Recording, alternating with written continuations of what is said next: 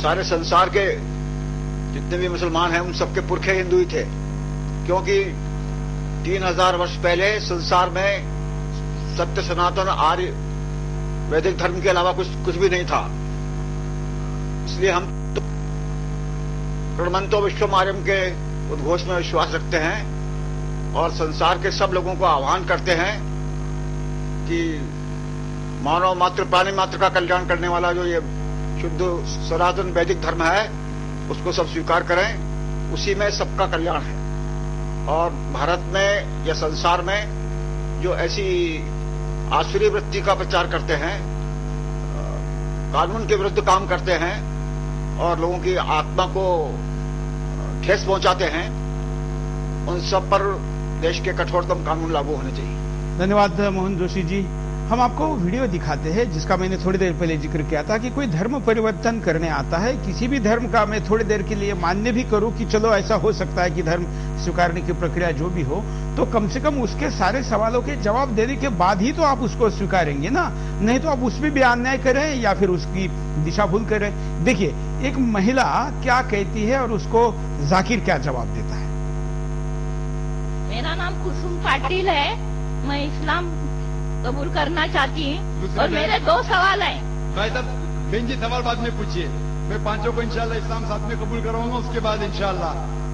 ये अब मैं दोबारा कंट्रोल रूम को कहता हूं, मैं दर्शकों को बताता हूं कि देखिए यहाँ महिला कहती कि मैं कबूल करना चाहती हूं लेकिन मेरे 2 सवाल है। जाकिर कहता है कि पहले कबूल कर लो, सवाल का जवाब बाद में देखिए। दोबारा देखिए। मेरा नाम कुसुम पाटिल है, मैं इस्लाम कबूल करना चाहती हूँ और मेरे 2 सवाल हैं। भाई साहब बहन जी सवाल बाद में पूछिए, मैं 5 को इंशाल्लाह इस्लाम साथ में कबूल कराऊंगा, उसके बाद इंशाल्लाह। ये जाकिर है और इसकी ऐसे कई ट्रिक है। 1 घंटे का समय के कारण हम ये सारी चीजें आपके सामने नहीं दिखा सकते, लेकिन व्यक्ति के निजी अधिकार को जब कोई छल कपट अतिक्रमण या शब्दों के जंजाल में फंसाकर जब उलझता है, उलझा देता है, तो इतिहास क्या कहता है देखिए।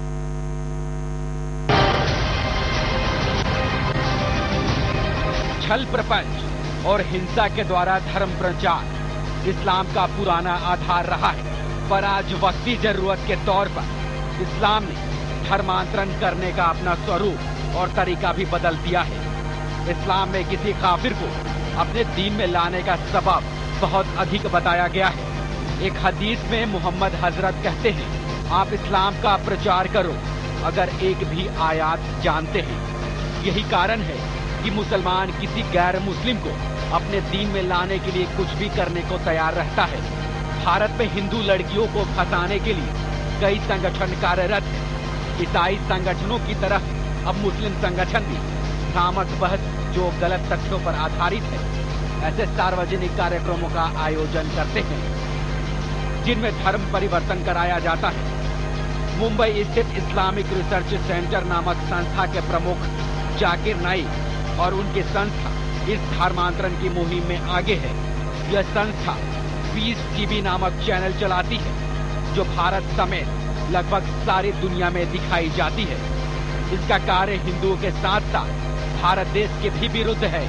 यह चैनल 3 भाषाओं उर्दू, अंग्रेजी और बंगाली में दिखाई जाती है।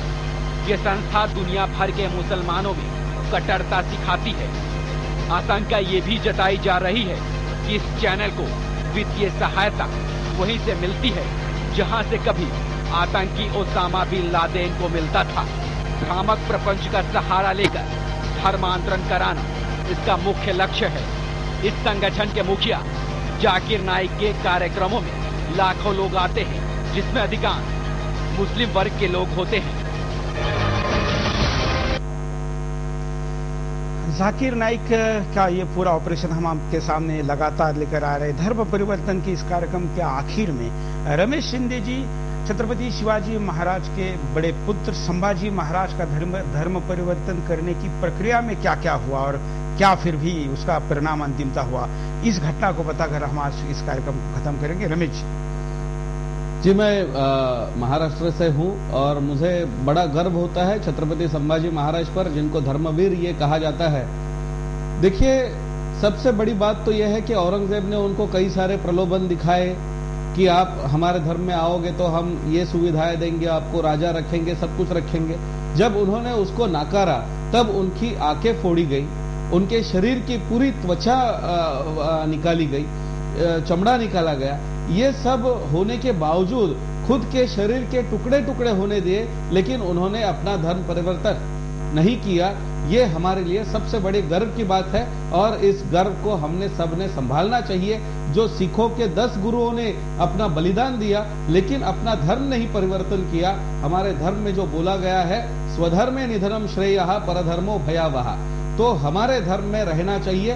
मैं सभी अपने हिंदू भाइयों से, अपने बहनों से यहाँ पर आह्वान करना चाहता हूँ कि इन पुरखों से हम अपने गरिमा को संभाल कर रखना चाहिए, हमारे हिंदू धर्म का अभिमान रखना चाहिए, ना कि किसी बहलाव में आकर के, किसी बहकाव में आकर के अपने धर्म को बदलना चाहिए। इसीलिए जो धर्म, जिस धर्म में हमें ईश्वर ने जन्म दिया है वो सनातन धर्म है, वैदिक धर्म है और सबसे श्रेष्ठ धर्म है। इसका हमें सम्मान रखना चाहिए। हम अपने अपने सम्मानों को, हम अपने अपनी मान्यताओं को अपने तक रख के उसको पूरा ईमानदारी से निभाएंगे तो भी हम आपस में दुश्मनी का भाव नहीं रखेंगे। लेकिन जब हम अपनी सीमा क्रॉस कर कर दूसरे की सीमा में प्रवेश करते हैं तब वहां पर लड़ाई शुरू हो जाती है। ये विषय लड़ाई शुरू करने के लिए नहीं बल्कि लड़ाई खत्म करने के लिए हम आपके सामने लेकर आए हैं। इसलिए यह कार्यक्रम इस्लाम के खिलाफ ना होकर कई मुस्लिम विद्वानों के आग्रह पर हमने केवल जाकिर नाइक के खिलाफ रखा है। संदर्भ में जो भी बातें यहां पर कही उसको व्यापक अर्थ में लेंगे तो शायद अगर कार्यक्रम देखते हुए किसी की कोई गफलत हुई हो, कोई गलत मतलब निकाला गया हो तो वो भी नहीं होगा।